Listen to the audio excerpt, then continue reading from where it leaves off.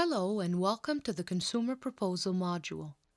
No one starts his or her life intending to file a consumer proposal. People file a consumer proposal for reasons beyond their control. A consumer proposal is not a bad thing. It used to be socially unacceptable. Now it is the debtor's legal right to file a consumer proposal. A consumer proposal should be considered as one of the methods to become debt-free, but it comes with a price. Let us run through the objectives of this module. I would like to begin by defining what is a consumer proposal and answer the who, what, and why of filing a consumer proposal. I would also like to examine if a consumer proposal may be the debtor's best option. We will also discuss the characteristics of a consumer proposal, the advantages, the disadvantages, the costs, the ways to re-establish the debtor's credit, and answer a few of the most frequently asked questions. Bankruptcy can be avoided. No one should jump into it before exploring other options that could relieve him or her from their current debt crisis. Let's look at a situation. The debtor's income is being split among all its creditors in the form of a minimum payment, not enough money to honor the debtor's commitment. The debtor is struggling to make ends meet and wondering what to do. If this is the situation you find yourself in and month out, you need to explore if a consumer proposal is right for you. What is a consumer proposal? It is an arrangement to pay a reasonable amount to the creditors. This allows the debtor to keep all of his property and stay out of bankruptcy. Consumer proposal requires the debtor to come up with a plan to pay the debts within 5 years. What is the difference between a debt management plan and a consumer proposal? A debt management plan is not a legally binding agreement between the debtor and his or her creditors. A consumer proposal is. There are two consumer proposal types under the Bankruptcy and Insolvency Act. Consumer proposal, this option is good for a maximum of $75,000. Division 1 proposal, this option is good for any amount in excess of $75,000. In either case, the debtor must have the capacity to pay the amount agreed upon in the legally binding consumer proposal for the entire duration of the consumer proposal. Here are some of the advantages of a consumer proposal. Consumer proposal allows the debtor to pay the settled amount over a maximum period of 5 years, interest-free. The consumer proposal must be accepted by a majority vote from the creditors. A 50% plus 1 votes received from the creditors is deemed to be an acceptance, and the consumer proposal is legally binding from there on. The interest that the debtor has been paying on their debts is frozen at the date that the consumer proposal is filed. The debtor can negotiate to repay only a portion of the debt he or she owes.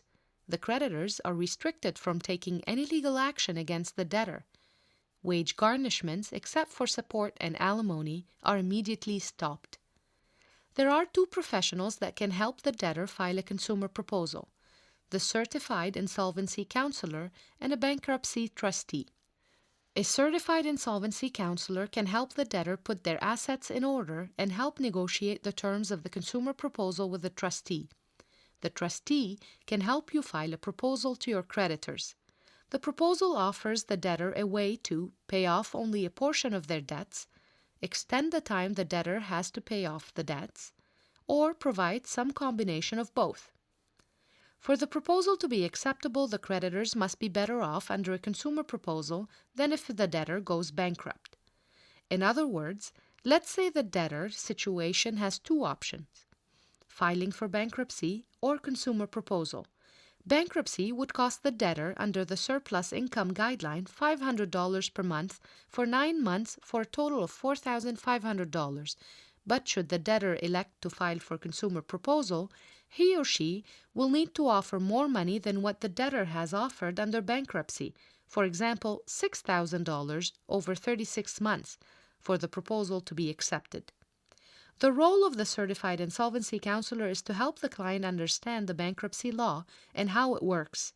The counselor conducts the initial assessment of the debtor's financial situation, compiles the debtor's statement of affairs and negotiates with the trustee the terms of the consumer proposal, can provide the debtor with the 2 mandatory counseling sessions, helps the debtor re-establish their credit after discharge. Individuals or business owners who are under siege from creditors file for consumer proposal.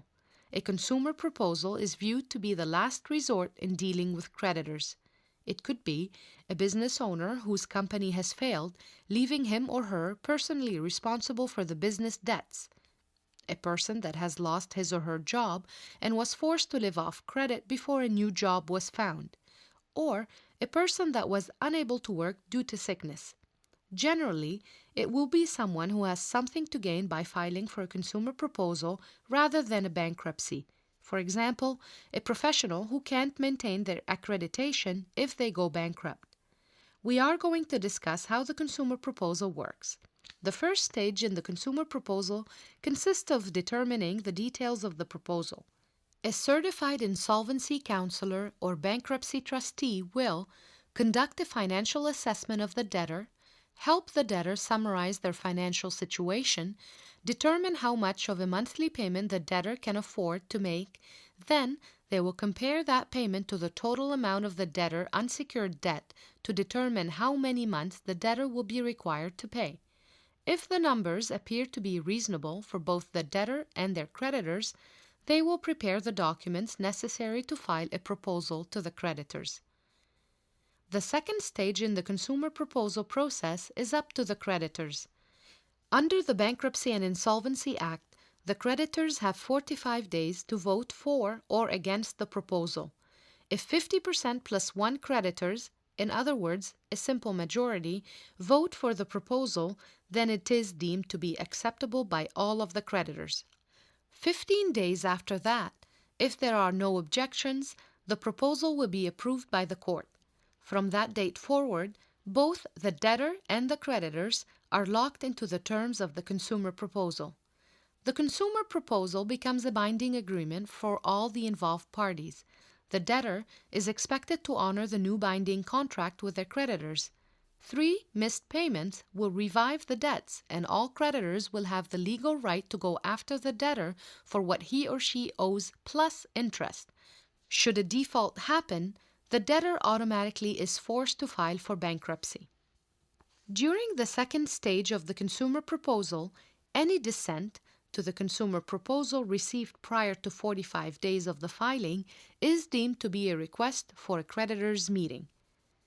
During the meeting, the creditors vote with a simple majority of the dollars voted deciding on acceptance or refusal of the proposal. If the creditors do not accept or the court does not approve the consumer proposal, the debtor cannot make another consumer proposal. The debtor is not automatically bankrupt if the consumer proposal is not accepted. However, the debtor often has to file for bankruptcy at that time. The Bankruptcy and Insolvency Act protects the debtor from their creditors, but it imposes certain conditions while the person is in the consumer proposal period. While in consumer proposal, the debtor must make his or her monthly payments to the trustee. If the debtor misses 3 monthly payments, the proposal is deemed to have failed.